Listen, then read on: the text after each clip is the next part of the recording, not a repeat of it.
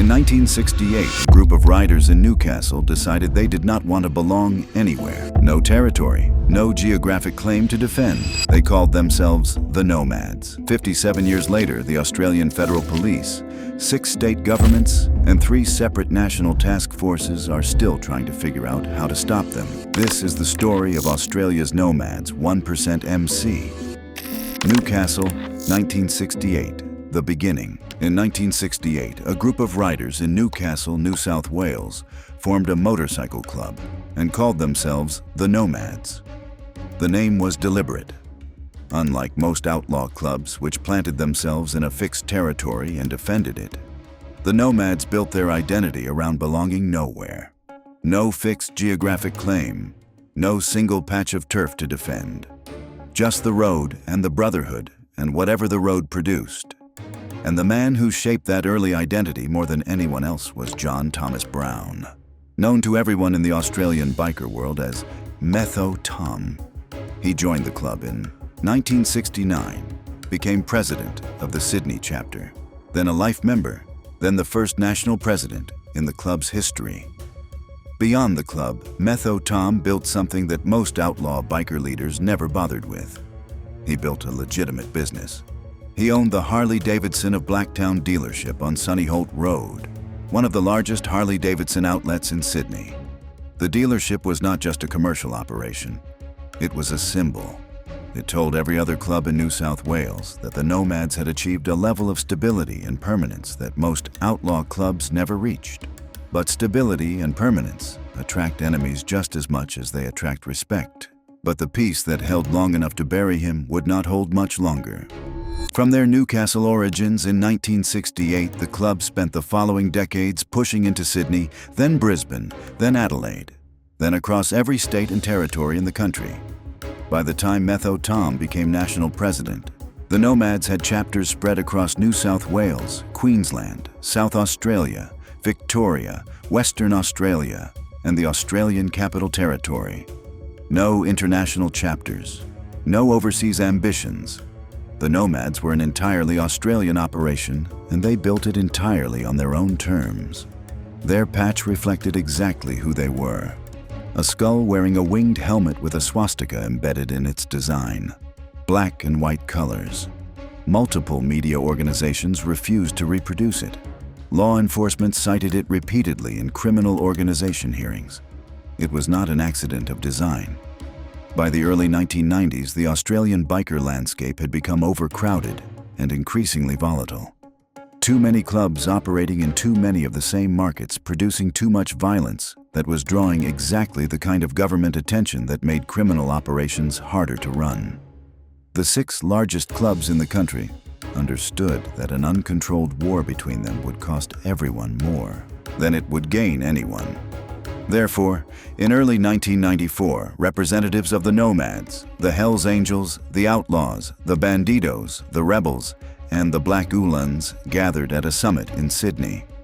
The agreement they reached became known as the Australia 2000 Pact. The clubs would align. Criminal activities across Australia would be divided and controlled collectively. Open warfare between the signatory clubs would be managed before it escalated. On the surface, it worked. The clubs that had been fighting each other were now doing business together. South Australian police later estimated that 80% of nightclubs and bars in Adelaide used security companies owned by bike gangs, whose staff were gang members. In May 2004, police broke up a joint drug operation involving the Hells Angels, the Gypsy Jokers, the Finks, the Nomads, and the Rebels, and seized drugs worth 23 million Australian dollars. The pact had not produced peace. It had produced coordination. And coordination, at that scale, produced money. But then something happened that no pact between rival clubs could have anticipated or prevented. A decision made inside the Nomads themselves set off a chain of events so brutal that the club would spend the next decade trying to contain it. It had nothing to do with rivals. It had nothing to do with police. It came from within. Sam Ibrahim and the Parramatta Chapter Arm. On July 9, 1997, Nomads National President Greg Craig did something that violated one of the most fundamental rules of outlaw motorcycle club culture. He handed control of the Parramatta chapter directly to a man who had bypassed the entire process that every other member had gone through to earn their patch. That man was Sam Ibrahim. Ibrahim was not unknown in Sydney. He was the younger brother of John Ibrahim, one of the most recognizable figures in the King's Cross nightclub scene, and a man whose name carried weight across Sydney's criminal landscape. Sam had connections, visibility, and the kind of street credibility that made him valuable to an organization looking to expand its presence in Western Sydney. Craig saw that value and acted on it. Ibrahim walked into the presidency of the Parramatta chapter without a single day as a prospect. What followed was exactly what the old guard of the outlaw motorcycle club world would have predicted. A man who had not earned his position through the system had no particular reason to operate within its limits. The Parramatta chapter under Ibrahim became one of the most aggressive chapters in the Nomads national structure. It pushed hard into Western Sydney's drug markets and nightclub security landscape. It generated revenue with violence, and it also generated internal tension that built slowly and escalated. That breaking point came on September 12, 2004, from a meeting between Nomads members who were supposed to be on the same side. On September 12, 2004, Sam Ibrahim, National, President Scott Orrock, and a member named Paul Griffin traveled to the Nomads Newcastle clubhouse. They brought approximately 40 members with them. The Newcastle chapter had been told this was a routine visit, a meeting between brothers, but it was not. What happened inside that clubhouse became one of the most documented incidents of internal violence in Australian biker history. A fight broke out. Newcastle Sergeant at Arms Dale Campton was shot in both knees by Ibrahim. Another Newcastle member was shot in both legs. A third had his Nomad's jacket and ring stripped from him before being beaten. In that world, what happens inside stays inside. But in May 2006, Campton broke that rule. He became a police informer and handed investigators a detailed account of everything that had happened that afternoon. So in December 2006, Ibrahim, Orrock, and Griffin were arrested. When police raided Ibrahim's Parramatta unit, they found weapons, ammunition, a bulletproof vest, a walking stick, sword, and nunchakus. 11 separate weapons and property charges were added to the assault case.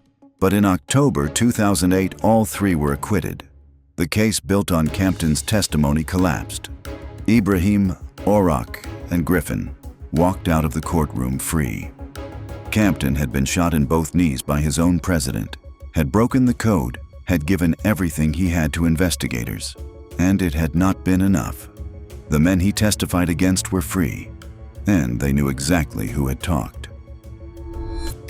The war with the rebels, the Nomads, and the Rebels MC had been circling each other for years.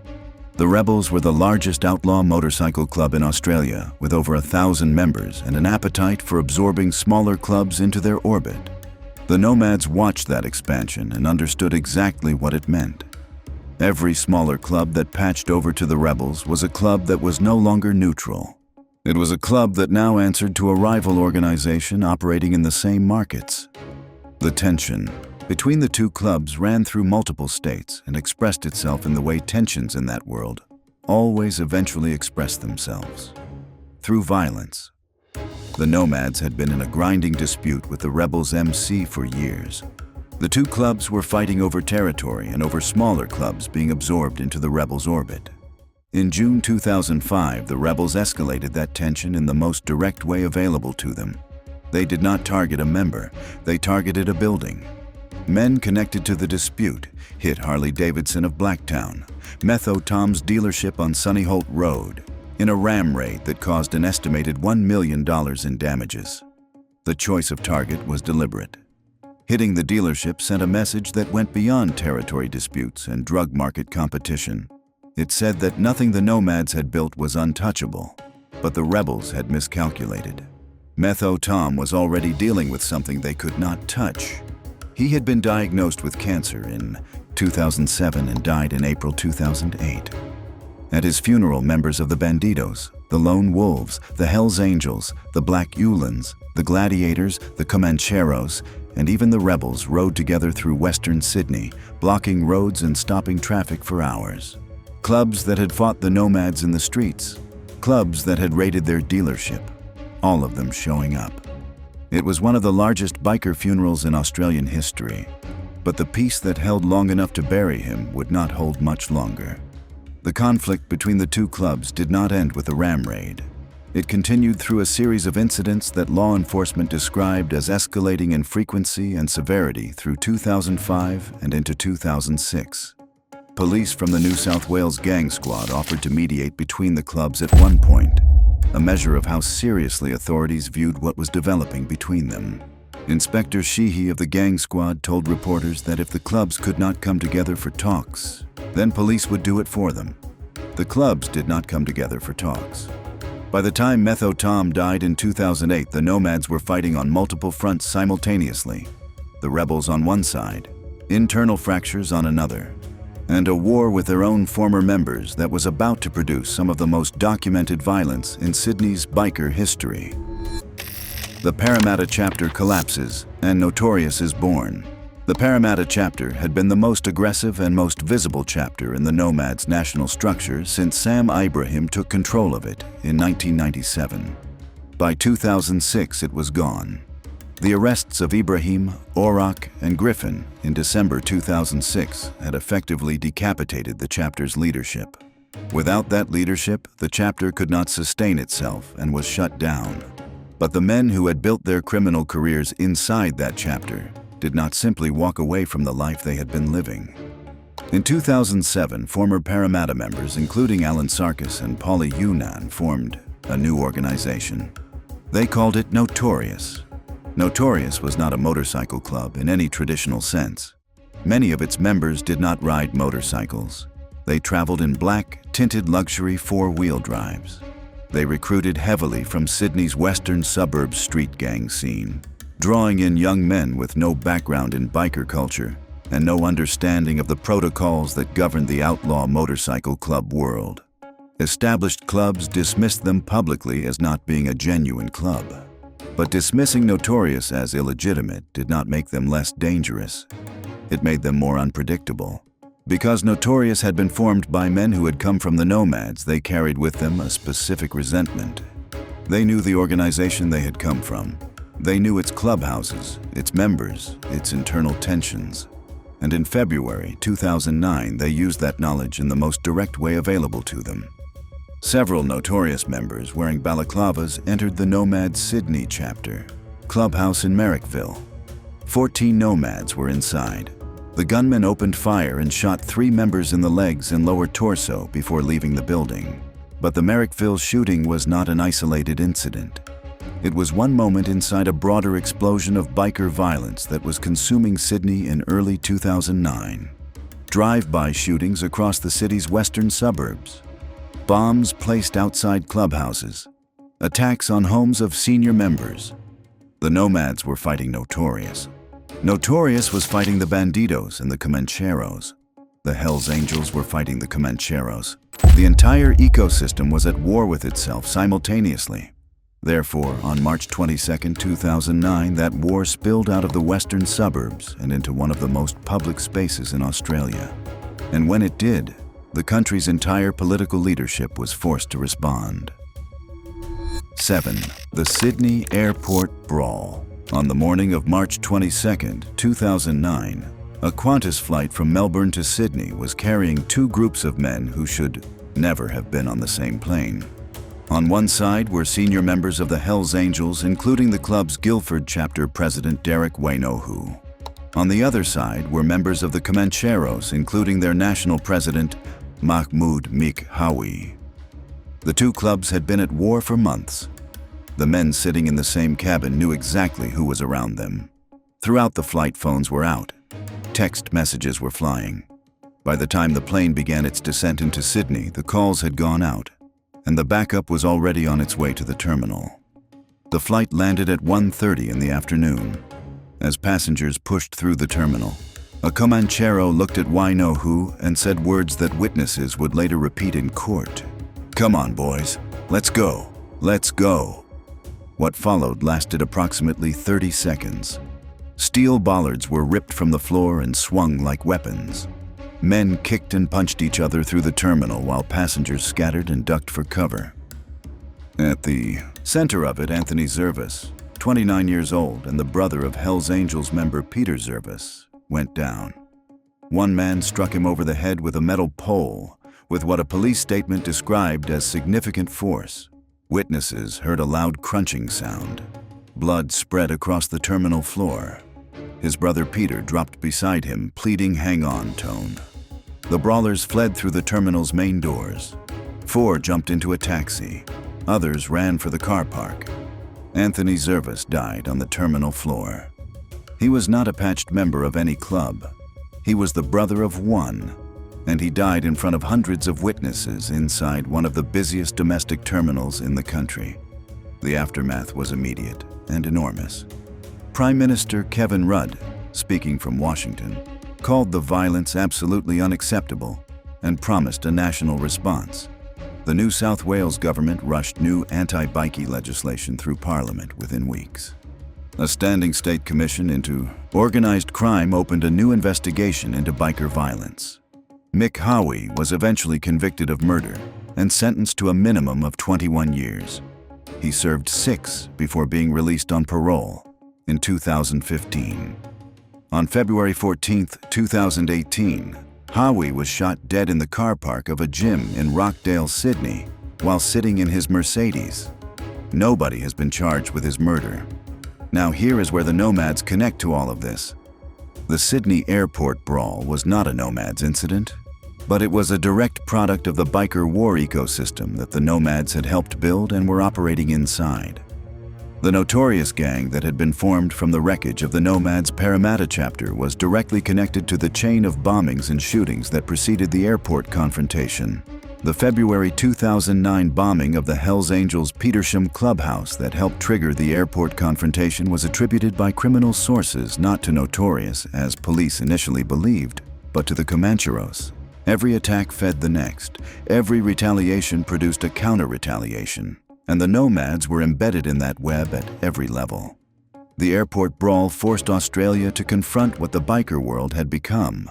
But the legislative crackdown that followed, the new laws, the new powers, the new police task forces, was not aimed only at the Hells Angels and the Comancheros who had fought in the terminal.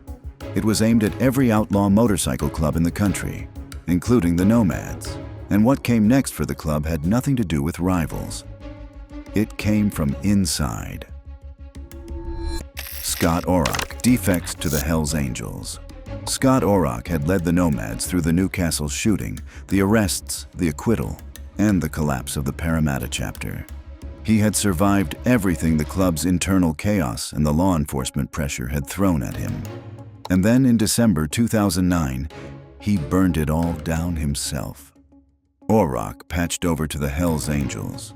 He brought several Nomads members with him. In the outlaw motorcycle club world, a member leaving for a rival club is a serious act. But a national president doing it was something the Australian biker scene had rarely seen at that level. Orrock did not simply walk away from the Nomads. He walked directly into the organization that the Nomads had been fighting. He carried with him everything he knew. Every chapter location, every key member, every ongoing dispute. Every internal tension that had been building inside the club for years. All of it now sat inside a Hells Angels prospects knowledge base. The Nomads responded the following day. On December 3rd, a Toyota Soarer owned by Orrock was found burning on the street. It was the most direct message available to a club that had just watched its national president defect. But a torched car was not going to undo what had happened. Orrock's trajectory after the defection revealed something about what the Hells Angels had gained by taking him in. By February 2015, he had risen to the position of Hells Angels National Sergeant at Arms. That month, he was arrested alongside 3 other Hells Angels members over an attack on a man named Matthew King. King had allegedly been kidnapped from the Central Coast, transported to multiple addresses in Western Sydney while bound with coat hangers, and assaulted repeatedly with fists and a hammer. Among the injuries documented by investigators was the degloving of one of his fingers, Auroch was charged in connection with that attack as the club's national enforcer. The man who had once led the Nomads was now the Hells Angels' primary instrument of internal discipline, and the Nomads were left to absorb the consequences of his departure while fighting on every other front simultaneously. But here is what made Auroch's defection more complicated than a straightforward act of betrayal. The Hells Angels already had a Nomads chapter of their own, a chapter with no fixed geographic base whose members operated across multiple Australian territories. That chapter had been a source of friction between the two organizations for years before Auroch ever switched sides. The name that the Australian Nomads MC had built their entire identity around was also the name of one of the Hells Angels' internal chapters. Two organizations, one name, operating in the same country. When Auroch crossed over, he did not just bring members and intelligence. He brought the credibility of a man who had led one of those organizations into the other. The overlap between the two clubs went from a naming dispute and a territorial friction to something far more personal. Therefore, the violence between the Nomads and the Hells Angels that followed was not simply territorial. Members on both sides knew each other, had ridden with each other, had sat in the same rooms and made decisions together. The men now on opposite sides of the war had until recently been operating under the same national leadership. In April 2007, 2 years before, his defection, Auroch's tattoo store Skin Deep in Newtown had already been shot up. The tension between the two clubs had been building long before it finally broke. Auroch's defection did not start that war, but it collapsed whatever remained of the boundary between rivalry and open conflict. The Nomads now faced simultaneous pressure from every direction. The rebels on one side, Notorious, the organization born from their own collapsed Parramatta chapter, on another. The Hells Angels, now reinforced by their own former national president, on a third. And the Australian government, watching all of it from a distance and preparing a legislative response that would change the legal landscape for every outlaw motorcycle club in the country. Internal violence and discipline. In May 2015, 12 people associated with the Nomads were arrested in coordinated raids across New South Wales and Adelaide. The charges included soliciting to murder, kidnapping, blackmail, and assault. The Adelaide chapter president, the Adelaide sergeant-at-arms, and the New South Wales vice president were among those arrested. But what made those charges different from a standard law enforcement operation targeting drug trafficking or weapons possession was what police said about the victims. The crimes had not been committed against rivals. They had not been committed against civilians or informants. They had been committed against Nomads members and associates, people inside the organization, people who had worn the same patch or operated under the same umbrella. And the reason those people had been targeted was specific. They had failed to carry out required acts set out by the Nomads. In 2016, accused Nomads members appeared in an Adelaide courtroom and pleaded not guilty to charges that included threatening to cut out the eyes of a former member. These incidents were not aberrations. They were expressions of a discipline culture that law enforcement had been documenting inside the Nomads for years. The club enforced loyalty through fear, and the enforcement was carried out systematically by the sergeant-at-arms, the officer whose specific role inside the outlaw motorcycle club hierarchy was to maintain internal order and punish those who violated the club's code. But the Nomads' internal discipline system operated on a principle that distinguished it from the kind of violence most outsiders associated with outlaw motorcycle clubs. The violence directed outward at rivals was one thing. The violence directed inward at members who had failed, defected, or cooperated with authorities was something else entirely. It was organizational. It was sanctioned.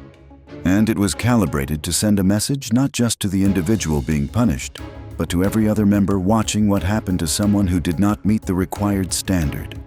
Prospect initiations established the culture from the beginning. Physical endurance tests, enforced submission to senior members, tasks, designed not just to test capability, but to break down the individual's sense of autonomous decision-making and replace it with an instinct for compliance. By the time a man earned his patch, he had already demonstrated that he would accept the organization's authority over his own judgment. If that compliance held the organization protected him, But if it broke, if he talked to police, if he failed to carry out what was required of him, if he defected to a rival club as Auroch had done, the response was not informal or impulsive. It was institutional. The club did not send an angry member to deal with a problem. It sent the right member, at the right time, with the right instruction. And the instruction was enforced in ways that left no ambiguity about what the consequences of non-compliance looked like. The Adelaide charges of 2015 and the I-threat charges of 2016 were not the beginning of that culture. They were the moment that culture became visible to the outside world through the criminal justice system. What had been operating inside the organization for decades was finally documented in a courtroom. And what the documentation showed was an organization that treated its own members with the same calculated ruthlessness it applied to its enemies.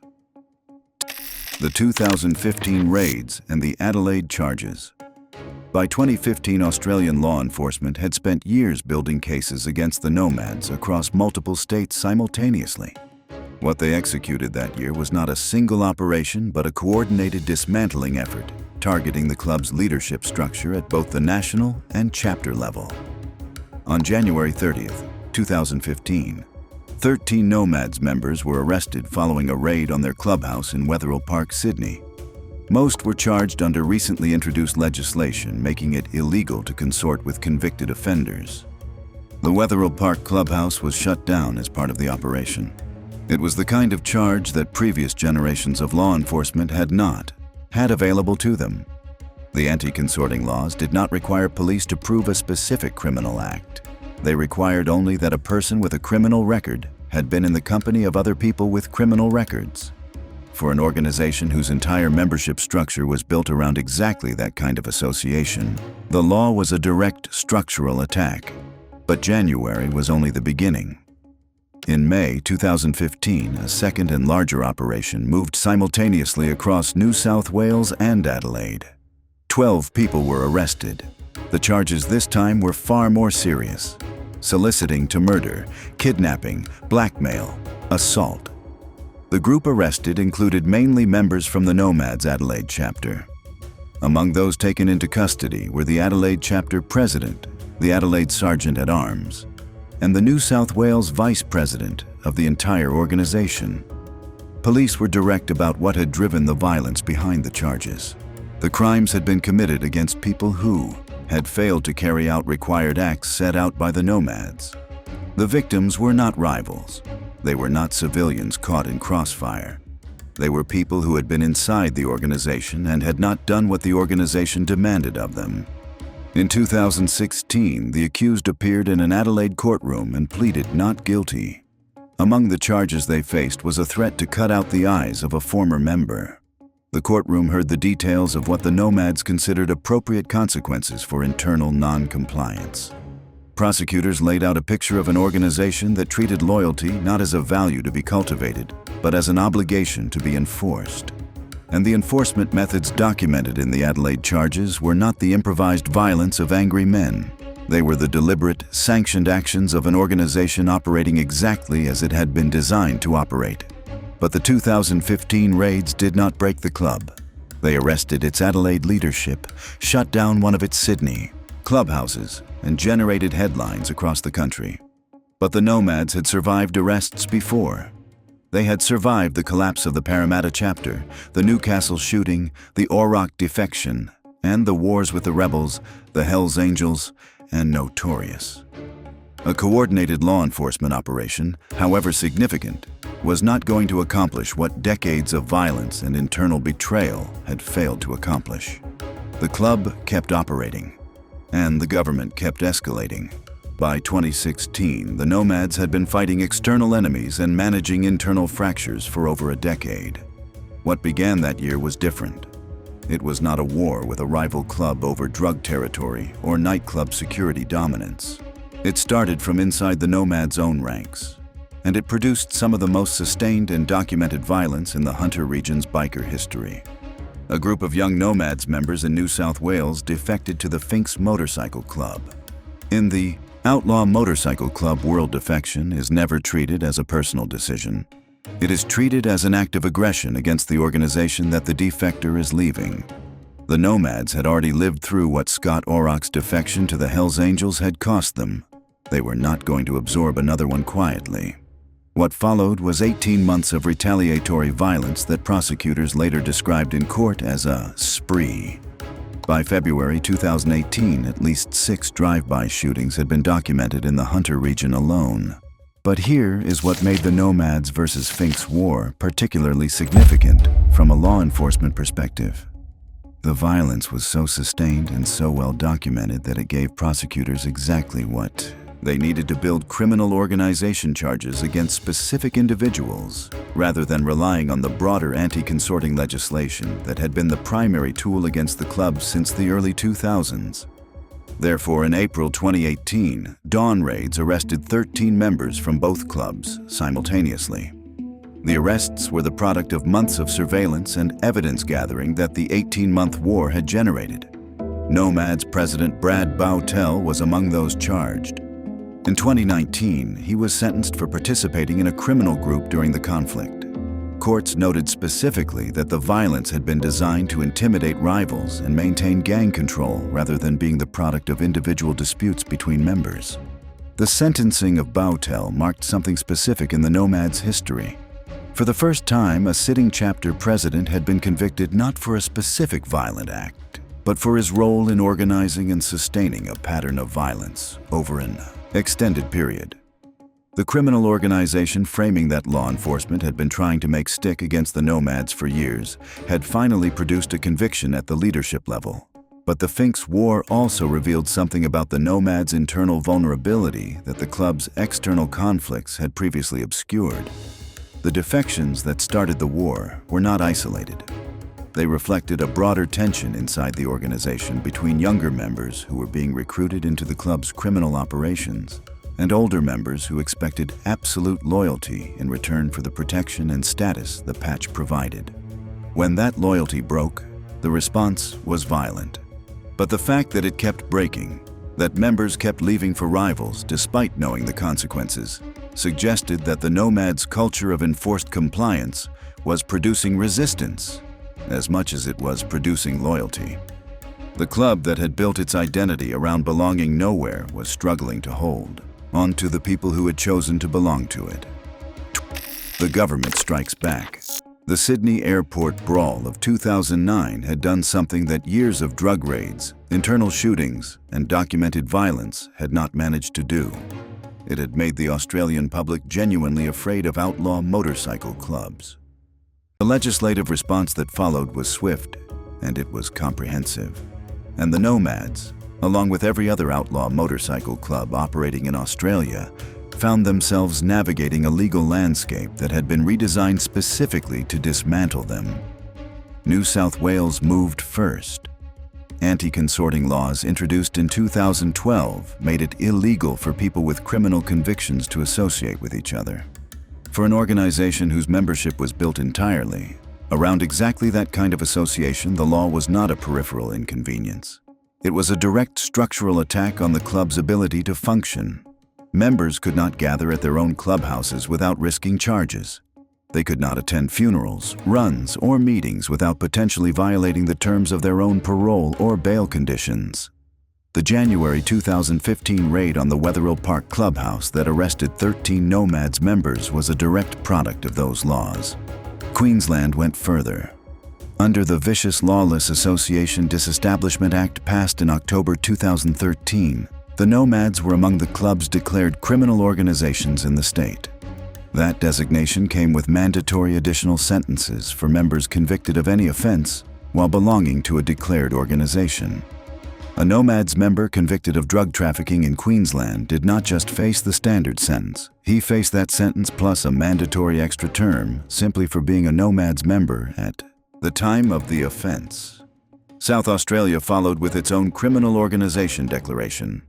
Tasmania introduced a prohibition on Nomads members wearing club colors in public in May 2020, making them the 6th outlaw motorcycle gang subject to an insignia ban under the Police Offences Act.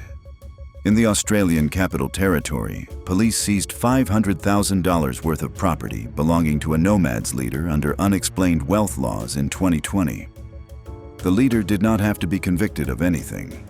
Authorities simply had to demonstrate that the wealth could not be explained by legitimate income. In April 2021, South Australian raids produced one of the most significant single seizures attributed to the nomads. Investigators found approximately 800 grams of methamphetamine, 700 grams of heroin, 11 firearms, approximately $160,000 in cash, 5 vehicles, 4 Harley-Davidson motorcycles, and a jet ski. One vehicle had a purpose-built hidden compartment containing approximately 80 grams of methamphetamine and over $9,000 in cash. 2 chapter presidents from South Australian Nomads chapters were among those charged. But the most significant recent development came in 2025. The New South Wales Raptor squad conducted a high-profile raid on the Nomads Sydney Southwest clubhouse, targeting the club's entrenched influence in the region. Simultaneously, the national president of the Nomads was arrested in Garran by Task Force Nemesis. The operation was part of a broader national initiative called Task Force Morpheus, which had identified the Nomads as one of the highest threat outlaw motorcycle gangs operating in Australia. If the Australia 2000 Pact of 1994 had represented the Nomads at the height of their organizational confidence, aligned with the country's most powerful clubs and operating with a degree of impunity that law enforcement had struggled to penetrate, then 2025 represented something different.